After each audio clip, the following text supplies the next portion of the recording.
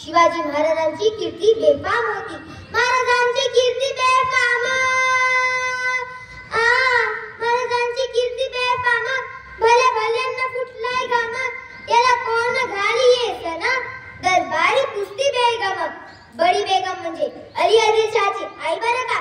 नजरेत तिच्या अंगार, नजरेत तिच्या अंगार, दरबार झाला गपगार, कुणी घेईन पुढाकार, साऱ्यांनीच मानली हार. इतक्यातच एक सरदार उठला आणि म्हणाला, हम लाएंगे शिवाजी को, आणि त्याने विडा उचलला. नाव त्याचं अफजल खान, नाव त्याचं अफजल खान, तिथं जात जणू शेताना. खान बोलला छाती ठोकून, शिवबाला टाकतो चिडून. कौतुक झाले दरबाराचे, खान निघाला मोठ्या गुरमीत.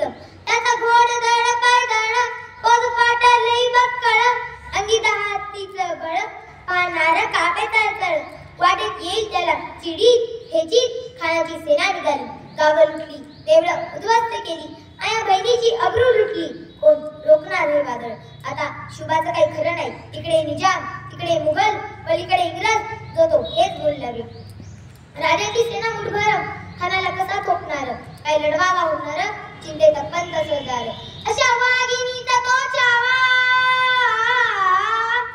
अशा वाघिणीचा तो चावा, गनिमाला कसा ठेचावा, डोक्यात गनिमी कावा, भेटीचा धाडा सांगावा. प्रतापगडावर आमने सामने भेटीचा सांगावा. खानानं हसत हसत कबूल केला.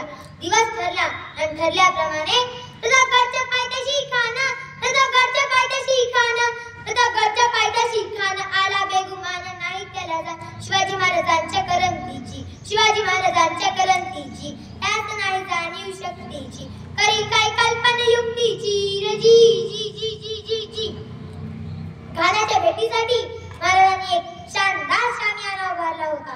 भेटीसाठी छान उभारीला, भेटीसाठी छान उभारीला, नक्षीदार शामियानेला, नक्षीदार शामियानेला. अशा शामियानात खान डौलत डुलत आला, खान डौलत डुलत आला. सेतबंड त्याच्या संगतीला, सेतबंड त्याच्या संगतीला, शुभाच्या संगती माला, शुभाच्या संगती माला. राजाला पाहून खान म्हणतो कसा, आओ शिवाजी आओ, मेरे गले लग जाओ. खान हाक मारी तो हसरी, रघुन नजर घरी, जिरा जिरा रे जी जी जी, जिरा जिरा रे जी जी जी. खानानं राजाला आलिंगन दिलं आणि दगा केला. खान दाभिमान मान्याला, खान दाभिमान मान्याला. कटारीचा वार त्याने केला, कटारीचा वार त्याने केला. खर खर आवाज झाला, खर खर आवाज झाला. चिलखत होत अंगाला, चिलखत होत अंगाला.